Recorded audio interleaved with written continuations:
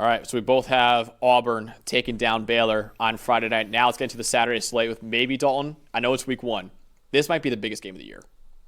It's certainly up there. We're not going to get a whole lot of other 1 versus 3s. Maybe a couple others. The favorite to win the national championship against the defending national champion. Number 1, Texas at number 3, Ohio State. In fact, Dalton, right now, the 2 favorites to win the national title on DraftKings Sportsbook are Texas and Ohio State. You see right there. Texas plus 550, Ohio State plus 600. So quite literally, the 2 favorites to win it all this season are playing each other in week 1. Texas enters this year number 1 in the country in the preseason AP poll. It's their first preseason number 1 ranking in program history. And also, Don, how about this stat?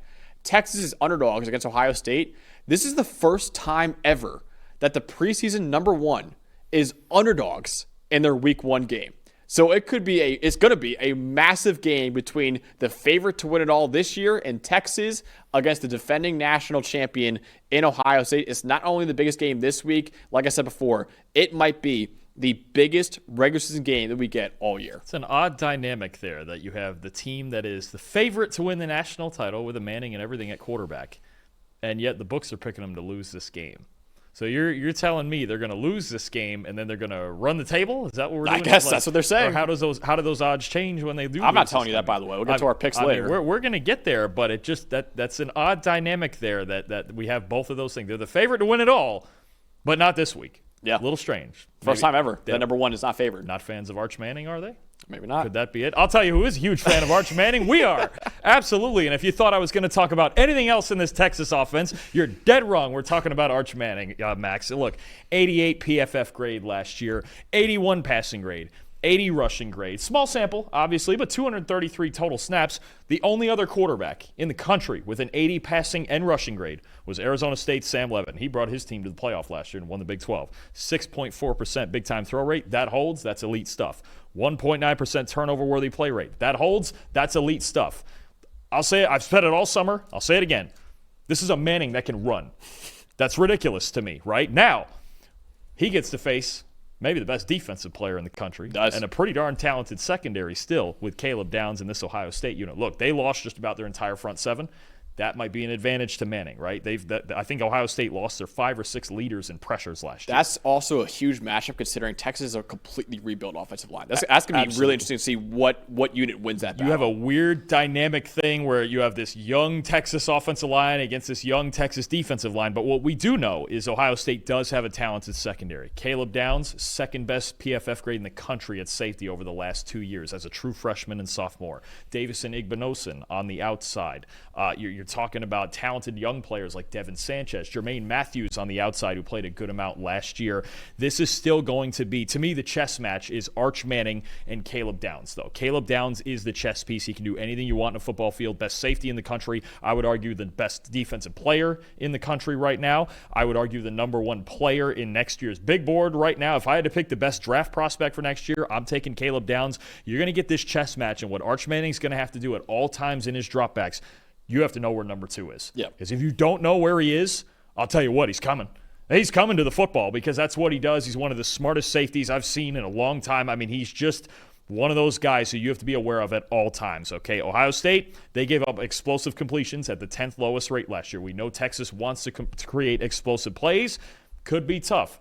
Individual matchup, Caleb Downs. Might see him on tight end. Jack Endry's your number 2 tight end in the country, the transfer from Cal. There's so many dynamics of this where I just think it's Arch Manning versus Caleb Downs. And you got the quarterback on the offense, you got the quarterback of the defense, and I think he's going to have time in the pocket to work with. Especially, look, Texas, they're going to run the ball. They're still going to go with a high rate of play action. They always do that. Manning himself is going to be an option threat. But in the passing game, it's him versus Downs. And again, we also don't know in coverage what we're going to see from Matt Patricia, their new defense coordinator, because Jim Knowles at Penn State. So there's a lot of ambiguity around this game. But to me, the 2 guys I'm looking at, obviously Manning and Caleb Downs on the defensive side, it's going to be a whole lot of fun to watch in the passing game. And I can't wait to watch the other side of the ball. The best receiving core in college football against the best secondary in college football. I said it before, this is probably the biggest week 1 matchup of the entire regular season.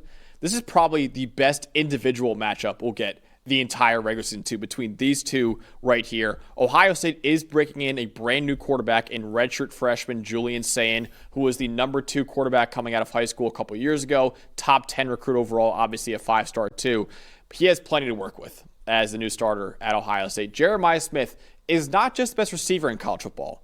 He is the best player in college football right now. As just a true freshman last year, he was the most valuable receiver in the country according to PFF's wins above average metric. He's on the cover of EA College Football 26, led the Power 4 with 15 receiving touchdowns last year, and only Tedero McMillan had more receiving yards than Jeremiah Smith last year in the Power 4 as well.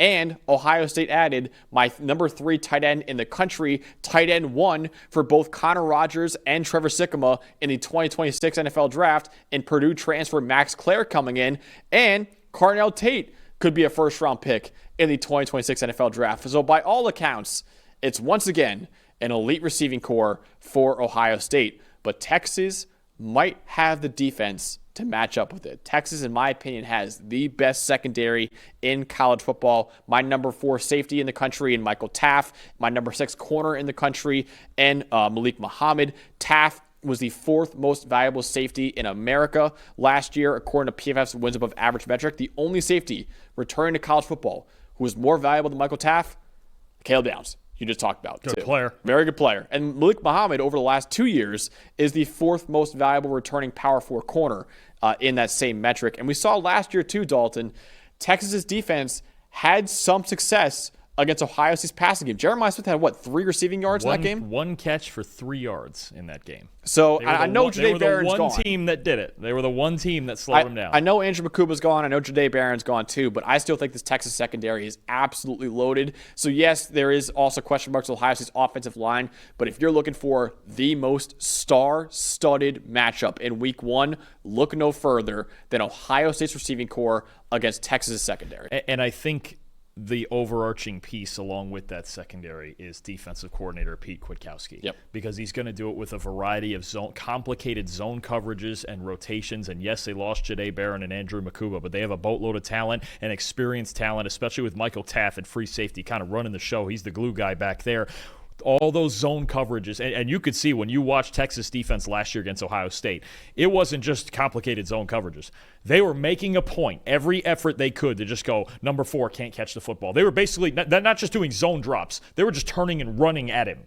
I mean, that's really where it was. Is we're going to make Ibuka beat us. We're going to make Carnell Tate beat us. Ibuka's obviously was a first-round pick. He's in Tampa Bay now. We're going to make somebody else beat us. We don't care how many resources we have to put on this guy. I expect to see the same. I think Ohio State's going to have a really big game, especially from Carnell Tate. And Max Clare is an interesting development there, because I know they got some production in last year's game out of G. Scott, but Max Clare is a dynamic player, super good athlete. I didn't even know Trevor and Connor had him tight end 1 until that tells you all you need. When Trevor and Connor say a guy's tight end 1, it's probably pretty darn good. If they can find a way to use him down the middle in this offense and open up that's the one different dimension than they had in last year's playoff game, then you really start talking about something. But I expect Texas and Pete Kwiatkowski again to use every resource available to not let Jeremiah Smith take this game over. You just can't let him do it. Yeah. Ohio State has not had a tight end selected in the day 2 of the NFL draft since 2022 with Jeremy Rucker. I'm looking for the last time they had a second-round tight end. I think Max Clare right now, I would say, is probably a projected second-round pick. It has been a very long time. I'm still scrolling back right now. It has been at least in the 21st century. They've never had one. First-round pick Ricky Dudley in 1996. So Max Clare could be the highest drafted Ohio State tight end in 29, almost 30 years now. So I think he's a very talented player. He could be huge in that receiving core. Dalton, in what could be the biggest game of the year, a game between the favorite to win it all in Texas and the defending national champion in Ohio State, a rematch of last year's college football playoff semifinal that came down to the wire. Who will win between Texas and Ohio State? I think there's a couple big factors here that, to me, are in the advantage of the road team, Texas. One, we got to remember the coaching turnover that Ohio State's had on their side, too. They're going from Chip Kelly and Jim Knowles at each coordinator spot to now Brian Hartline, their wide receivers coach on offense, and Matt Patricia, former Patriots, Lions coach, all that stuff. He's going to be their defensive coordinator. And you know me, Ohio State's national title run, yes, the players were great. Jeremiah Smith, best player in the country. Chip Kelly and Jim Knowles' adjustments going into the playoff and through the 4 playoff games, I think were as big as any player on the field winning them these games, right? So that's one, and you've got a Texas team returning both its play callers, obviously, in Steve Sarkisian and Pete Kwiatkowski, right? And Kwiatkowski, I thought, easily could have won the Broyles Award last year. He was just spectacular, right? That's one. Two, the one guy we haven't mentioned yet, you did very, very briefly. I think Colin Simmons might be the best player on the field in this game because Ohio State's offensive line wasn't consistently great last year. Now you lose Donovan Jackson. Josh Simmons obviously not there anymore. You got some, I don't want to say inexperience up front, but I'm not as sure on Ohio State's offensive line either, especially at tackle. Ethan Oneonwa coming up from Rice. Austin Searveld moving over to left tackle. I believe he's going to start at left tackle. Left tackle, yeah. Colin Simmons, I think, is the name to watch here. And I know you have him as your number 1 edge rusher in the country heading into this season. He's a dynamic player. And Julian saying, on top of having to read all of these complicated coverages from Kwiatkowski, and he's going to throw everything and the kitchen sink at him. One-on-one, Colin Simmons is the biggest problem to block in this game. I think he could have a huge game as a pass rusher. I do think it's going to be tight. It's at the Horseshoe. Ohio State has their weapons. If Sayin can keep his composure, obviously they can win this game. I'm going Texas. I've got it 27-23. Fascinating football game. I think Manning may even have his difficulties with downs in this secondary, but I believe when we get to this review on Sunday, I think Colin Simmons will have been the best player on the field. I think that's a big difference. I'm also taking Texas. Donnie actually shouted out my exact score in the chat, 27-24. I have it a little bit closer than you. I also have Texas winning. I think right now the Longhorns have fewer question marks than the defending national champs. Right now, I think Arch Manning will have a pretty good game in his first real game, big-time game as a starting quarterback for Texas. I know he started a couple games last year for them too. And then, you mentioned it. With that Texas defense, they're the best linebacker unit in the country, the best secondary in the country, the best edge rusher in the country in Colin Simmons. It's a tough test for Julian Sayin, the redshirt freshman, to win. So I think even though Ohio State is favored in this game, both Dalton and I are taking the quote-unquote upset. It's weird to say an upset for the number 1 team in the country to win the game, but we're both taking Texas.